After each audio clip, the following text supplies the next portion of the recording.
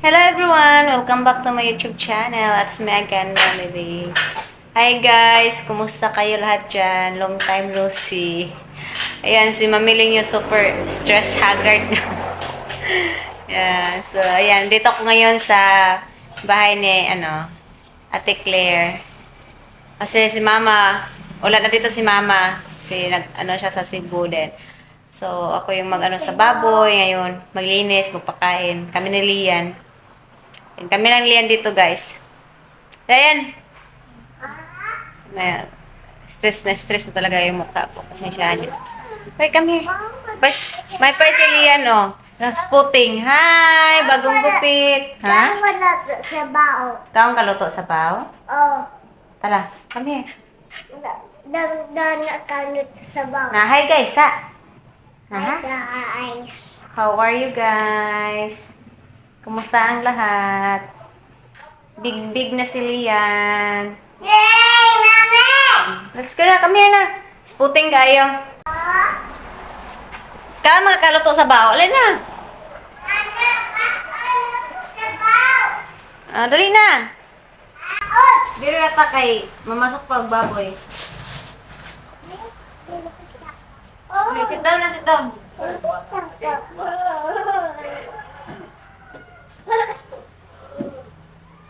Dili ko ka. Dili, damay na. Damay.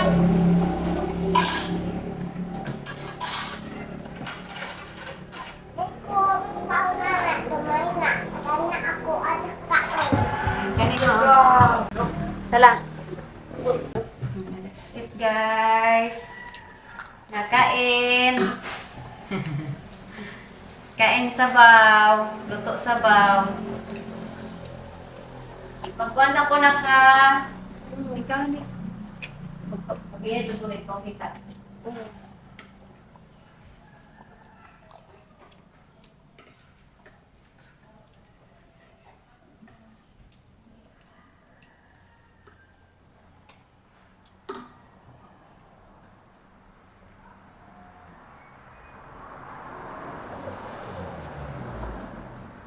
Namiss mo si Mama Clara? Mingaw ni mo Mama Clara? Mingaw? Diyan ka Mama Clara? Oh.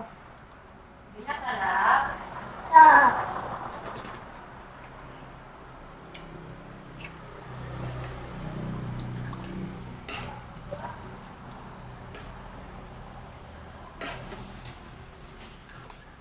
Dili na kalab ni Mama Clara? Diyan mo ka? Ha? Love? Ha?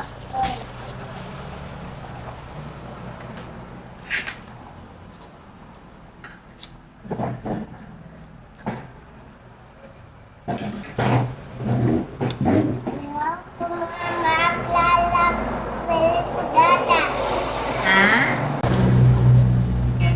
Mapakain ako ngayon ng baboy din. Mamaya uwi naman sa kabilang bahay. Ganun kasi kami matulog sa kabilang bahay, guys. Pati ka, No, I can't. Alilo eh. Ah, Alilo. ang tomato dito. Pag finish niya, humalog ka, huwag alilo eh. Huwag na. Sayang dako, bisdak. So, yan. Nag-ano din ako kasi guys na lalo akong na-stress. Ano man? Kasi yung ano ko ba, yung tainga ko, dilunggan. Pag tainga, masiguro sa Tagalog. Nagka-infection then yan, nasabi ko na before na nag-self-study ko. Yan, hindi ako makapag-concentrate mag-study. Mami! Oh! Please. Later na kasi fish ray pag-ulit yan. So, yeah, 1 month ko din yung tiniis, yung infection ko. Then, ako lang dito sa aming lugar ba, nagpa-check up. Free check up. Yun na pala ako, wrong pala yung airdrops na nabigay si Dr. Teresita sa akin. So, ayun, lalong nagka-worst yung infection ng tainga ko. Hindi na ako makatulog, then parang may ano na sa loob Then, Ayan. ah, yung na ano ko sa kapatid ko ni Brother Jit kasi umuwi siya that time. Kaya tingin ko sa ilalim ba kung ano nangyayari na yun, sobrang lala na sa ilalim guys. Kaya pala hindi ako na makatulog, lalong masakit, ang kati. And, kasi yung airdrops na binigay sa akin ng doktor dito, is parang siya lang yung parang food sa ano ba? Ayun na, fungus. Yan, kaya lalong lumala. Na! Magkaon, abilin ti ka? No, sige, kaon na balik ito. Sige na, kaon na. Hmm. Oh, sige na, sige na. Kaon na balik. Yeah, yung airdrops is parang nalalo yung na ano ba, parang foods lang yung binigay sa akin sa focus ko. So, di tama. Kaya, ang last week lang, yan, doon talaga ako sa ENT, yung ito sa city namin. Thank you so much, Ate Beth. May ano sa akin, my friend na sa Germany. Thank you so much talaga, Ate Beth. Sobrang thank you. Yeah, alam mo na lahat. So, yan, napacheck up ko ng ano guys, napalinis ko. Then, so far ngayon is nag-recovery na yung ano ba, yung tainga ko. Naglagay lagi ako ng hair drops kasi parang 2 weeks yun. Dapat ilag. Tama na yung hair drops na bigay sa akin kasi tamang doktor na yung sa ENT talaga pag tainga. Kaya lesson learned. Hindi na ako mag-ano sa pre-check up. Okay naman, hindi naman ako mag-ano sa mga general doctor dito sa amin. Pero yan, mali yung nabigay sa akin. Hoy! Mami! Doon din sa Mami! hospital, fish lagi, Doon din yan sa hospital na yung nanganak ako kay Lian na infection yung tahi ko guys. Yung pagpanganak ko kay Lian. Doon din yun na bumalik ako kasi pre-check up din. Yung natahinga ko na infection na din. Oh! Lagi-lagi ka ulit. Kan ba, Toto? Ito, Toto? Sino? Lesson learned. Ayaw ko na yung ano ako na, hindi ko ayaw ko gastos, gusto lang yung free. Yun ang napala, lalong malaki na yung nagastos ko. Yan, sana sobrang stress niya. Nag-self-study niya ako kapag self-study kasi, yan, yung parang may marinig ako sa loob, ganun ba, ang kate. Yun, infection na pala ako.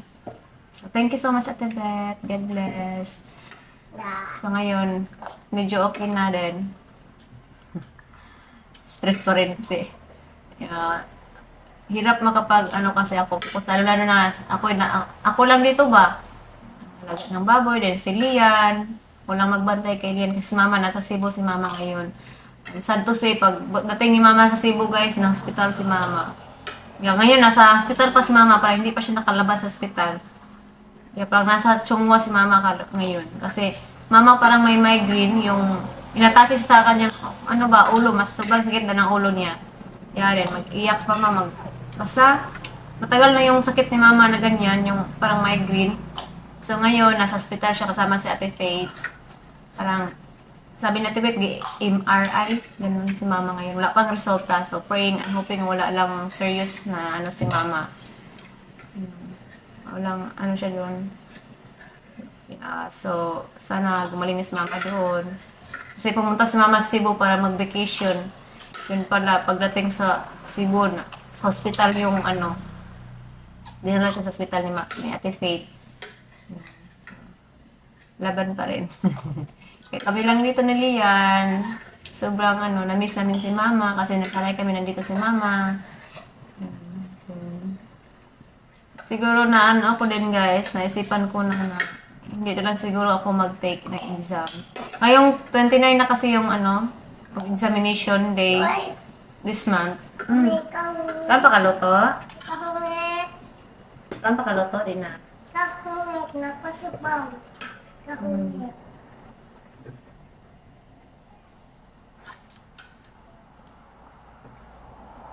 Sura, oy, wala man ko.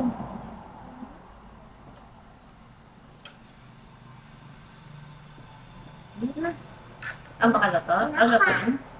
Magkuha ko ini tubig. Wait sa guys. Masa ko tubig. Init tubig, init Liha. Gatas. Ay, wala na yabi.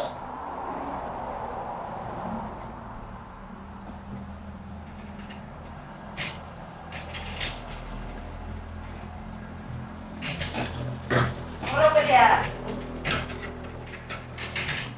Ay, ikaw rin tubig ito lang ka. Hmm? Ikaw rin tubig. Hmm? Ikaw rin tubig ito. Ma? Ika? Kama ka loto? Kaya ko tubig na ka. Oh, mahulog ka. Isa? Kaya ko tubig. Get water for me, please. Slowly. Here. Anak, ako lang. Ikuha ka na. Ah. Sa yabi. Yan. Ako, mamaya na ako. Mag-chika muna ako. So, ayan guys. Ituloy ko yung chika. Yeah, yung examination kasi ngayon ng 29. Then ngayon, ano na ngayon. Then, hindi pa talaga ako mentally ready. Financially, lahat. So, parang may slots na ako guys. Nakapag-file na ako. May, ano na ako doon ba? May, parang may room assignment na siguro. Hindi ko dahil check. So, siguro hindi na ako hindi na siguro ako mag-take ngayon. Ah! Di abot. Kuwag bangko. Ha? Sakay bangko. Saka bangko. Saka o bangko. Saka? Mm. Di ko abot. Nanay, baso dito. Ha? Nanay, baso sa langisa. Ay, labot. Mahulog ka. So, yan. Siguro, plan ko sana na ibaligya. Ano ba? Ibinta ko na yung ano ba, yung baboy. Yung tatlo kasi akin at yung kamamay yung isa. So, nag-canvas ako. Sobrang mura yung bilihin ng presyo ng baboy ngayon. 140 daw yung. So, nabunlod ako guys pag ibenta ko ngayon. Sobrang barato. Hindi sa gastos sa pagkain nila, sa sa puhunan ko. Hindi ko So, yeah, parang lalo akong na-stress kasi hirap, mahal kasi pag yung mga pagkain ng baboy, ganun. Like 2,000 per week, ganun yung pagkain nila.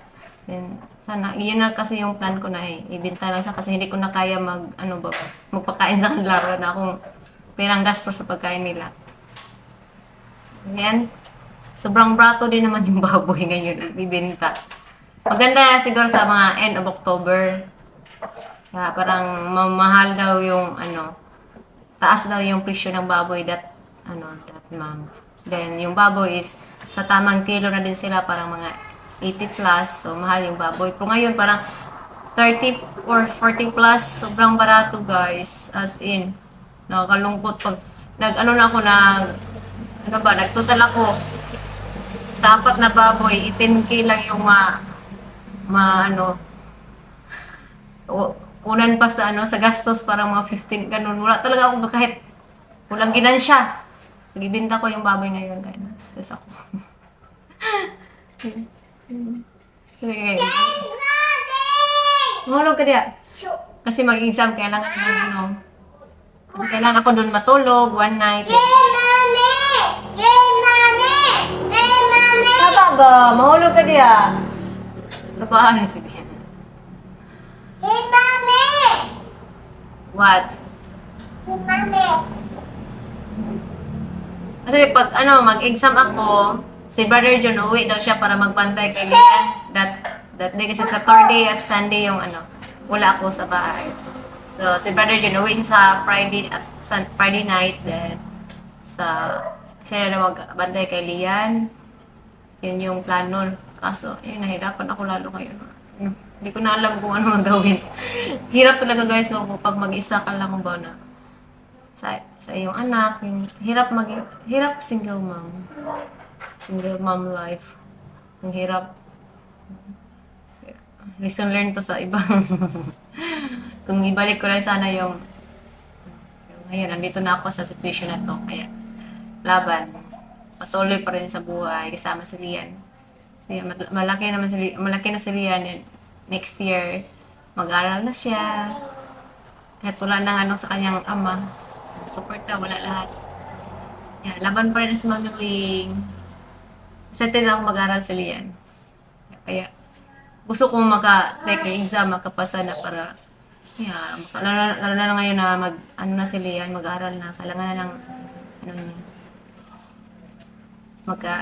magkagastos na yun ba? Pero sa situation ko ngayon is mentally, physically, ano talaga ako.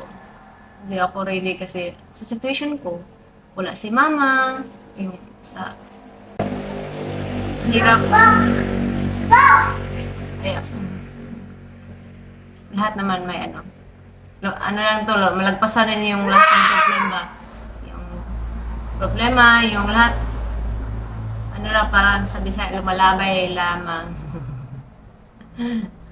Yeah, hindi naman lahat ng araw na stress problem lang, may mga ano naman. Still, ano pa rin ako, hoping and praying na magiging okay yung lahat. Si Mama, praying and hoping magiging okay si Mama doon sa Cebu, kasama sa Tefe. Then, ako, pag-pray ko na kung makatuloy ba ako pag-exam or hindi. Sayang naman yung stats ko, nakapagbayad na ako doon. Nag-self-review lang ako guys para wala din akong ano na walang gastos kasi nakahiya na din sa ano ba. Hindi pa na ako nakapasa. Hirap kasi major shift guys. Yeah, last exam ko is ano na lang points na lang yung kulang kasi 74, yeah. 75 yung ano guys, 75 yung passing rate, 74 ako, ganun ba? Nakasakit. Sa major shift ako nahirapan. Laban pa rin. Diyan, kurintihan ka na. So yan, chika-chika, mahaba ng chikahan ko guys. Ano muna ako sa baboy, magpakain, maglinis. Yan, again, salamat sa iyong support. Sa nanonood sa akin dyan lagi, na nagsawa sa akin. Again, thank you so much to my Ate Beth. Shout out din to Ate Jinjin. Yan, salamat sa inyong lahat, sa iyong support. Super haggard na joke ko. Laban pa rin. Ang importante na ginawa. Diba? Ayan, din. Hindi din ako nakapag-update lagi sa ano. Kasi walang connection, walang signal dito sa aming lugar dahil sa Baguio. And malakas yung hangin din. Laging ano, burn out lang, kuryente, ganun ba? So, daming ano. So, again, thank you so much sa inyong lahat. Sa tiling nanood sa akin, nag-support sa akin, nagmamahal sa akin. Thank you sa inyong lahat. God bless you all. Ingat. Ha? Mag-ilis ka? Kain na din ako ng breakfast kasi sobrang payat ko na. Sobrang payat ko na talaga guys. Parang 34 kilos na lang ako siguro ngayon. Hindi balance sa aking sa aking edad kasi mag 28, turning 28 ako ngayong December. And 34 lang yung timbang ko. Hindi healthy. Sige na, come here. Ilis na. Bye-bye sa nila, guys. Bye! Tara nga, Dre. Flying kiss na yun. Sige na. God bless. Bless! Mulog ka.